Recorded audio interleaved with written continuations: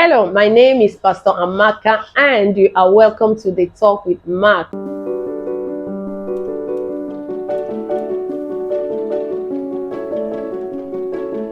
Today, I want to appreciate you. I really want to take time to appreciate you for watching my previous videos. Today, on the Talk with Mark, I want to talk about being your best. That is the topic for today, and I'm going to do it in series as the Lord permits me. For you to be your best, there are so many things you have to do. So many things, after being hit, after going through pain, or while you are in your pain, you're looking for how to raise your head up again. You're looking for how to stand up from the place where you have been. You want to get up and run. You want to be better. I don't know if you want to be that, but after I went through my pain, my question within me was, what next? What next? Is there more? Can I have more? Is there any other thing I can do? But one thing I didn't want to do was to stay where the enemy put me. No, I thought, as at that time, I said, God can do better than that. And I said that I know in my heart of hearts that I can be better than where I was. So I thought about how I could begin to live a better life, how I could begin to help myself so I can push forward and make things better around me. Just like I said, that the loss of a loved one or the fact that you have gone through pain is not the end of the road. It's not God's last bus stop for you. There are still things that He has in stock for you in future, and it's only you that will make the decision to give Him the room to begin to help you move forward and to live your best life. And one of those things, the things you must do, is to enlarge your vision. What is this vision I am talking about? Vision is the power of sight. What are you seeing? What are you seeing? And most of the time, it's not just the things you see with your eyes. It's about your mind. What is your mind seeing? If you don't see anything, if you don't imagine anything, vision is imagination. What do you imagine to be? Where next do you find yourself being? What next do you think you can be? What next? What better things do you think you can have? And all that. So I began to think about that in my journey. And I knew that of a surety, there is something more in stock for me. There is something better, that something best can come out of my life. I made decisions to begin to channel my mind towards these things. I began to imagine a lot of things, imagine things to be better. And for you to have this vision, for you to come to this place where your mind is working out the things that God has prepared for you, there are things that you must be. And I have lined them out for you. Before I begin to say that, please subscribe to my channel, because YouTube has gotten my attention that most of you who are watching my videos are not subscribing. Please, as you're watching this video, kindly subscribe and then like.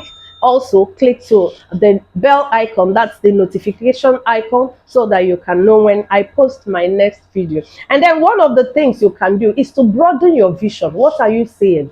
Enlarge your vision. The first thing that you must know is that when you think wrongly, then it has the power of keeping God's best from you. You have to channel your mind to think the right things, imagine the right things. Come out from the place where you always imagine the things that have hit you, the sadness, the depression, the pain, what left you, the husband that left you, the children that are misbehaving, the society that is rejecting you, the loss of the loved one that has just happened, the thing that has just hit you. So bring your mind away from those things, because if you don't, you are going to be stuck. So the first thing to do is that you begin to think rightly, because if you think wrongly, it will keep God's best from you, and you will not have the best that God has prepared for you. The second thing that you must bring to your attention is that you must conceive in your heart what you want. What exactly do you want? Where exactly are you headed? Where do you see yourself after your situation, after your circumstances? Are you prepared to move away from the things that have wronged you, from the people that have wronged you? You have to make a decision to go forward. That is one thing I did. And this even brought me to the place where I consciously, intentionally kept away from the people that hurt me so much around my situation. The people that had the business, their entire business was to bring me down, tell me how I am widowed, how I am crushed, how I have lost things, and all that. I had to intentionally separate myself from these ones because, they are being around me, were making my visions blood. They were not allowing me to see, either with my mind's eyes or with my heart. So I had to make that decision, to make a move, to shift away from these things because it was blurring my mind from the things I wanted to see. I made conscious effort to look to the future. That's why I took time away to begin to ask God, what next? When next? What can I do, to better my life for me and for my children and for the people around me. So secondly, like I said, you must conceive your vision in your mind, in your mind's eye, in your heart, what it is that you can have, what is it that you can receive, what is it that you can be. There is always a more. There is always more waiting for you. Embrace it and you will see God helping you. Thirdly, for you to have your best life, there is something else that you must note is very, very important. I will have you know that God is always trying to bring the best into our lives, that his thoughts for us are thoughts of good, not of evil, to bring us to an expected end. So already God has an expected end for us, and that is good. Imagine you as an earthly father. Maybe if you're a parent, what do you desire for your children? For me, I desire the best for my children. I want them to be successful. I want to give them the best in life, the best that I can give, the best that I can afford. And that's how God is. Remember, he is our heavenly Father. And I've come to the conclusion that God cannot lie. I know it like I know my name, that he doesn't lie. And that when he speaks, he doesn't mince words.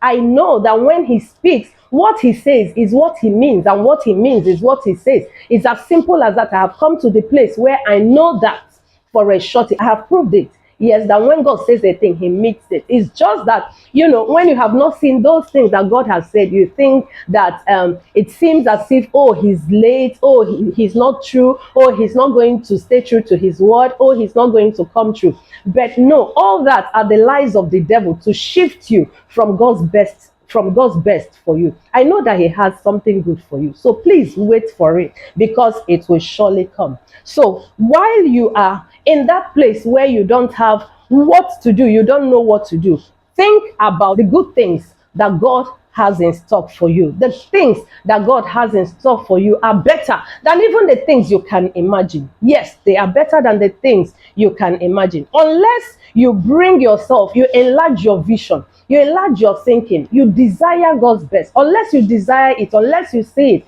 you won't have it. And then the fourth thing that you must do is that you must stop dwelling in that negative place. That is where the devil wants you to be. That is his design.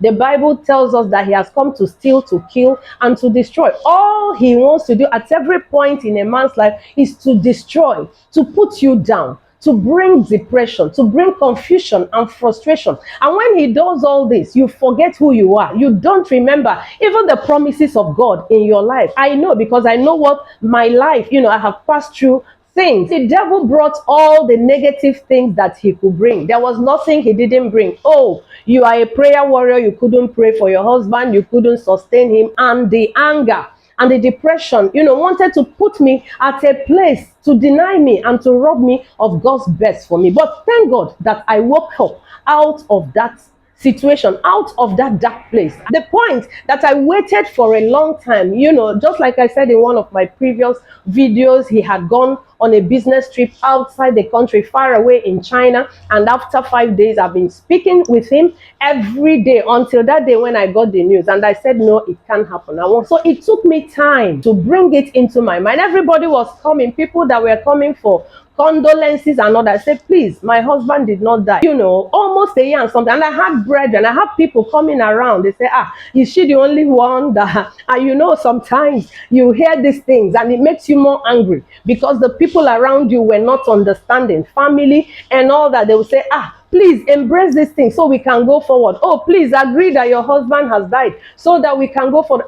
Is she the only one that her husband? Why does she think her husband cannot die? And all that brought added to my frustration and to my depression. But one day, it was in September of the second year. It was over a year and 6 months. It was in September on my birthday that I didn't hear from him. He didn't call like he would usually call. The first person to call me if I'm not around him on my birthday. I didn't hear the prayers. He will call, he will pray, and the gifts will come afterwards. I didn't hear that. I didn't say, oh, and it dawned on me that, oh, look, this is a reality. And I began to try to embrace myself. Okay, oh, this is a reality. What do I do? And all that. What do I do? How do I go forward? And that was when the light came, breakthrough came. And I began to reason that, oh no, I can't allow the devil keep me in this particular place. Know what to do. When you see, you check yourself and know that you are dwelling in the negative. The negatives will not help you. Keep your mind positive. Try. I know that it's not easy. Why am I saying so? Because I have been there.